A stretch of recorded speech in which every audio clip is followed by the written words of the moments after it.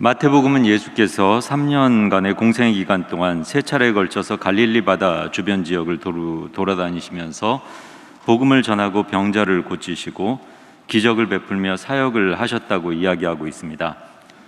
그 가운데 13장은 씨 뿌리는 자의 비유와 여러 가지 천국 비유와 마지막으로 고향에서 천국 복음을 전하셨던 기록을 담고 있는데, 이 내용은 예수님의 2차 갈릴리 지역의 사역에 해당합니다.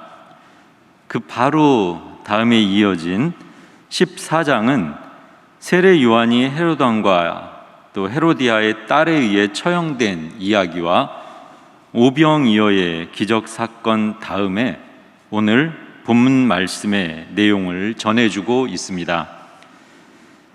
예수님은 아주 어릴 때부터 알고 지냈을 친척이기도 했던 이 세례 요한에게 세례를 받으시면서 공생의 사역을 시작하셨고, 때로는 세례 요한처럼 사람들에게 죄사함 받는 세례를 베풀기도 하셨습니다. 이때 요한의 제자들이 세례 요한에게 와서 이 소식을 전했을 때 요한은 그는 흥하여야 하겠고 나는 쇠하여야 하리라 라는 말을 하였습니다. 또 예수님께서도 세례 요한에 대해서 종말의 때 엘리야가 다시 온다고 했던 구약의 선지자 말라기의 예언처럼 엘리야의 심령과 능력으로 사역하는 이가 바로 이 세례 요한이라고 높이 평가하셨던 일도 있었습니다. 예수님은 또 제자들에게 바로 세례 요한이 천국에서 가장 큰 자라는 칭찬을 하실 정도로 그를 인정하셨고, 서로의 제자들이 오가기도 하였던 특별한 관계의 사람이 이 세례 요한이었습니다. 예수님의 공생의 사역 기간 동안 어쩌면 유일하게 서로를 제대로 알고 이해하고 소통할 수 있었던 동역자와 같은 인물이 세례 요한이었고, 여우도 머리 둘 곳이 있지만 인자는 머리 둘 곳이 없다고 말씀하실 정도로 외롭게 사역하셨던 예수님께서 비록 멀리 떨어져 있음에도 불구하고 마음을 나눌 수 있었던 유일한 사람도 어쩌면 세례 요한이었을 것입니다. 그러나 그 세례 요한이 옥에 갇혀 있다가 너무도 허무하고 비참한 모습으로 헤롯 왕에게 처형당하고 그의 장례를 치르게 되었다는 소식을 전해준 세례 요한의 제자들을 만나신 예수님은 마태복음 14장 12절로 13절을 보면 아마도 그 산란한 마음을 추스리시고자 배를 타고 한적한 곳을 찾아서 빈들로 나가셨던 것 같습니다. 하지만 의지할 데 없던 그 당시 유대 사람들은 배를 타고 떠나시는 그 예수님을 걸어서 쫓아갔습니다. 예수님은 그 모습을 보시고 자기 마음 추스리기보다는 오히려 큰 무리를 보시고 불쌍히 여기셨다고 마태복음 14장 14절에서 이야기해주고 있습니다. 그리고는 개인을 위한 시간을 접으시고 병자를 고치셨고 그들을 축복하시면서 오병이어의 기적을 베풀어 주셨습니다. 그런 다음에 이번에는 제자들도 재촉하시면서 급하게 배에 태워서 보내신 후에 비로소 예수님은 겨우 홀로 산으로 올라가셔서 그곳에서 기도하시면서 혼자만의 시간을 가질 수 있었습니다. 어떤 사람은 슬퍼도 다른 사람들과 함께 웃고 떠들면서 함께 있어야 회복이 되고 힘이 나는 사람이 있다고 합니다. 하지만 예수님은 아니었던 것 같습니다. 그렇게 혼자서 감정을 추스리고 슬픔에서 회복할 힘을 얻고 하나님께 기도하면서 다시 일어날 수 있는 혼자만의 시간을 가지셔야 했습니다. 그러나 14장 25절처럼 밤 사경쯤 되었을 때 예수님은 그 하룻밤 시간도 혼자서 머물 수 있는 안식과 여유는 가질 수 없는 일이 벌어지고 말았습니다. 지금도 변화무쌍한 일기변화를 자랑하는 그 갈릴리 바다에서 갑작스러운 돌풍을 동반한 풍랑이 일어났고, 예수님의 명령을 받고 갈릴리 호수로 배를 저어 나아갔던 제자들이 모두 물에 빠져 죽을 수도 있는 지경에 처하게 된 일이 벌어졌습니다. 그 새벽 3시에서 6시에 해당되는 밤 사경에 풍랑이 극심하게 일어난 이 칠흑 같은 밤바다에 나아갈 배를 태워줄 어부도 구하실 수 없는 상황에서 예수님은 얼마나 다급하셨는지 그냥 물 위를 막 걸어오셨습니다. 예수님은 자칫 잘못하면 자기 말을 듣고 배를 타고 나갔다가 제자들이 다 갈릴리 바다에 수장되어 버릴 수도 있는 이 촌각을 다투는 이 상황이 벌어지자 이 위급한 순간과 또 응급 상황을 파악하시고는 미처 제자들이 얼마나 기겁하고 놀랄 것인지 미리 계산을 안 하신 것이 아니었나 싶습니다. 그래서 거친 풍랑이 일어나고 있는 그 밤바다 위를 저벅저벅 걸어서 빨리 다가오시는 예수님의 형체를 못 알아본 그 제자들은 유령이라고 생각하고 더 기겁을 하고 난리가 나고 말았습니다. 놀라서 자빠지는 그 제자들을 향해서 그제야 예수님은 즉시 내니 두려워 말라라고 말씀하셨습니다. 그런데 언제나 다른 어떤 제자들보다도 더 많이, 더 적극적으로 평소에도 예수님께 집중했던 제자 베드로는 예수님의 음성을 듣자마자 가장 순발력 있게 반응하였습니다. 28절입니다. 주여, 만일 주님이시거든 나를 명하사 물 위로 오라 하소서. 예수님이 말씀하시면 물이 포도주가 되었던 것처럼, 12년을 혈루병 앓던 여인이 나은 것처럼, 38년 된 베데스다 못가의 병자가 나음을 얻고 자리에서 일어난 것처럼 예수님께서 말씀하시면 베드로는 그 산더미 같은 파도도 무섭지 않고 캄캄한 한밤중도 겁나지 않고 그 말씀에 의지하여서 배에서 내려와 물 위를 걸어가려는 도전을 할 수 있었습니다. 내 힘과 내 능력과 내 계산과 내 지식이 아니라 예수님의 말씀이라면 베드로는 순종할 수 있었습니다. 29절입니다. 오라 하시니 베드로가 배에서 내려 물 위로 걸어서 예수께로 가되. 헬라어 문장은 카이 엘센 프로스톤 예순이라고 그렇게 표현되어 있습니다. 그리고 그가 예수께로 향하여 갔다라는 이 문장에서 우리는 베드로가 집중한 그 방향을 함께 보고자 합니다. 프로스라는 전치사는 그 방향과 그 목표를 우리에게 알려줍니다. 예수님을 향할 때 베드로는 한밤중이라는 그 시간에 일어나서 움직일 수 있었습니다.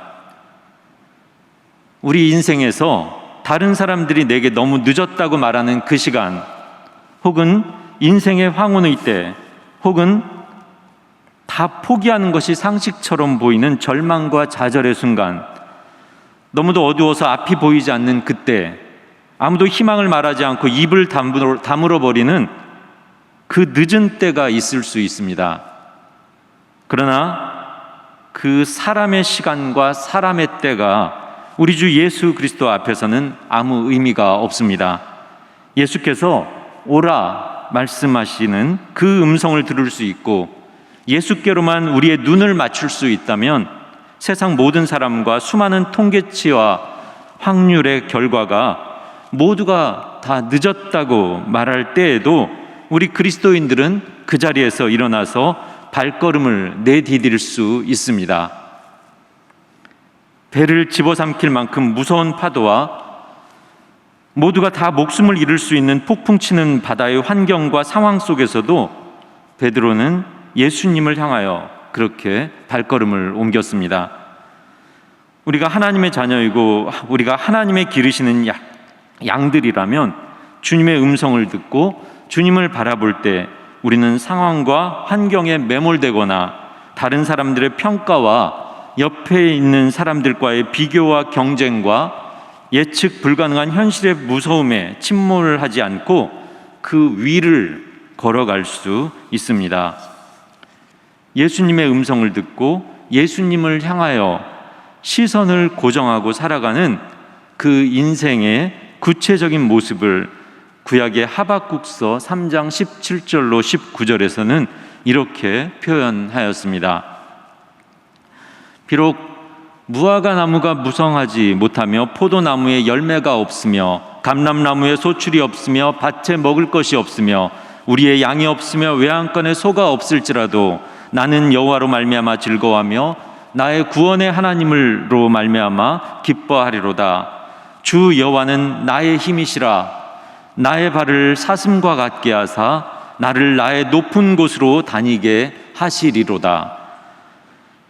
옛날 유다 멸망 시기를 살았던 하박국 선지자는 온 나라가 재난과 전쟁과 폐허의 상황을 예측하고 경험하면서 오로지 하나님으로 말미암아 기뻐하기를 배웠습니다.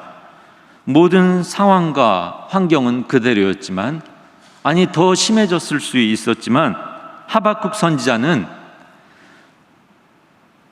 사슴과 같이 그 모든 어려운 환경과 상황이 꼭대기 위에 올라타서 밟고 다닐 수 있었다고 고백하였습니다. 그런데 베드로도 이 칠흑 같은 흑암과 파도가 몰아치는 이 바다와 흔들리는 물결 위를 걸어갈 수 있었습니다. 예수님의 음성을 듣고 기억하며 예수님을 향하여 시선을 고정하고 있는 동안에는 이 모든 일들이 다 가능했습니다. 그렇지만 30절입니다. 상황을 안 보고 싶어도, 예수님만 영원히 바라보고 싶어도 그 순간 우리 눈에 무서운 폭풍과 같은 바람이 보이고 나를 휩쓸어가기에 충분한 힘과 능력과 방법을 모두 다 가지고 있는 파도가 눈에 들어옵니다. 결국 베드로는 바람을 보았고 폭풍을 치는 어두운 밤바다의 파도를 보고 말았습니다. 그리고 침몰하게 되었습니다. 베드로처럼 우리도 아무리 시험에 들고 싶지 않고 예수 이름의 능력으로 모든 어려움을 이기고 십자가 군병과 장수처럼 모든 세상 사람들과의 경쟁과 어려운 상황을 다 극복하고 날마다 새롭게 승리하기를 원합니다. 예배드리고 찬양하고 하나님의 자녀로 살아가기 위해 간절히 바라고 원하고 기도하면서 주님 곁에 가까이 붙어 살아가려고 애를 씁니다. 지금 베드로가 그랬던 것처럼 성령으로 함께 하시는 예수님은 세상 끝날까지 나와 함께 하신다는 말씀도 우리는 충분히 들어왔습니다. 우리를 이 세상의 고아처럼 버려두지 않으시고 나와 함께 하신다는 말씀도 우리는 기억합니다.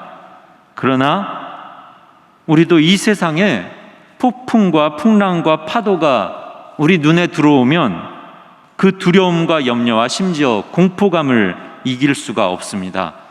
그러면 우리도 베드로처럼 현실의 상황과 어두움 속으로 함께 빠져들어가게 될 때가 있을 수 있습니다.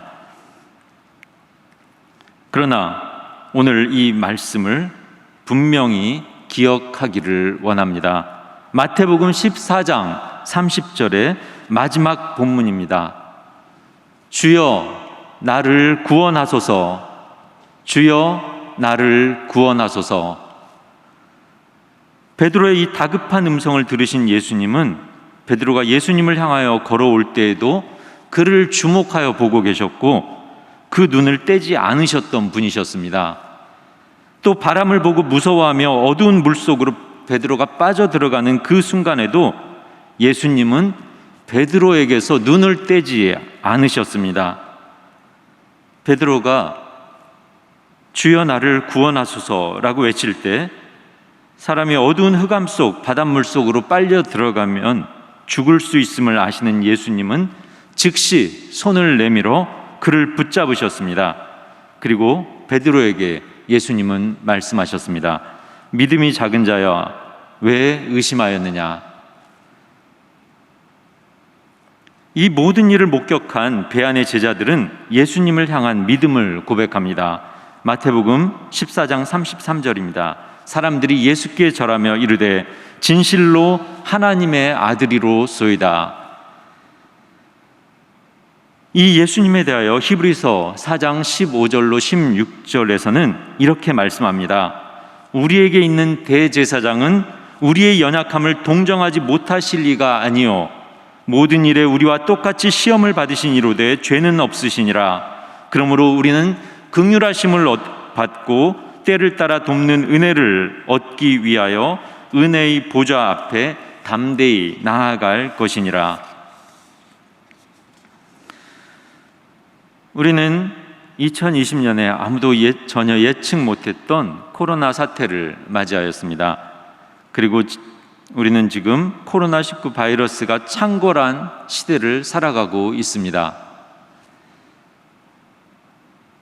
이 사태가 큰 파도인 줄 알았는데 사람들이 백신을 다 맞기도 전에 델타 바이러스가 나오더니 람다 바이러스뿐 아니라 더 심각한 변종 바이러스가 더욱더 큰 파도처럼 확산되고 있다는 소식도 들려옵니다. 사회적 거리두기 4단계가 선포되고 사람들은 불안과 두려움 속에서 하루라도 빨리 백신이라도 맞고 무엇보다도 위안을 얻고 심리적 안정감을 얻을 수 있기를 간절히 바라고 기다리면서 불안 가운데 하루하루를 지내기도 합니다. 또 인생의 중요한 시점에서 진로를 결정해야 하는 상황에 처한 이들도 우리 가운데 있습니다. 우리 인생을 살아가는 모든 사람 각자는 마태복음 14장의 베드로와 같은 사람들입니다. 우리는 이미 하나님을 믿고 예수님의 말씀을 듣고 기억하며 묵상하며 살기도 하고 예수님을 바라보며 예수님을 가까이 하기를 원하며 살아갑니다. 그러나 이 세상의 풍랑과 파도는 너무나도 크고 무서워서 때로는 우리도 베드로처럼 그 어두운 물결 속에 침몰해가며 허우적거리게 될 수도 있습니다. 그러나 예수님은 우리의 연약함을 아시되 동정할 줄 모르는 분이 아닙니다. 우리를 불쌍히 여기실 뿐 아니라 자신을 위한 모든 계획과 순서마저도 뒤로 미루시고 배고픈 5,000명의 사람들을 불쌍히 여기시며 꾸짖지 않으시고 오병이어의 기적을 베풀어 주셨던 분이 바로 우리 주 예수 그리스도 하나님의 아들이셨습니다. 그러므로 베드로의 그 기도가 우리의 기도가 되어야 합니다. 주여 우리를 구원하소서. 때를 따라 즉시 우리를 돕기 위해 베드로에게 그러셨던 것처럼 예수님은 오늘 또 자신의 손을 내밀어 우리 손을 붙잡아 주실 것입니다. 우리는 오늘 또 예수님의 이름을 부르며 예수님 앞에 나아가야 하겠습니다. 기도와 찬양과 예배 가운데 거하시는 우리 주 하나님은 우리에게 필요한 은혜와 도움으로 우리 각 사람과 오늘 또 함께 하실 것입니다. 시편 121편 말씀을 봉독함으로 마무리 기도를 대신하고자 합니다. 한번 잠시 눈을 감고 이 말씀에 귀 기울여 보시기 바랍니다. 내가 산을 향하여 눈을 들리라. 나의 도움이 어디서 올까? 나의 도움은 천지를 지으신 여호와에게서로다. 여호와께서 너를 실족하지 아니하게 하시며 너를 지키시는 이가 졸지 아니하시리로다. 이스라엘을 지키시는 이는 졸지도 아니하시고 주무시지도 아니하시리로다. 여호와는 너를 지키시는 이시라. 여호와께서 내 오른쪽에서 내 그늘이 되시나니 낮의 해가 너를 상하게 하지 아니하며 밤의 달도 너를 해치지 아니하리로다. 여호와께서 너를 지켜 모든 환난을 면하게 하시며 또 내 영혼을 지키시리로다. 여호와께서 너의 출입을 지금부터 영원까지 지키시리로다. 아멘.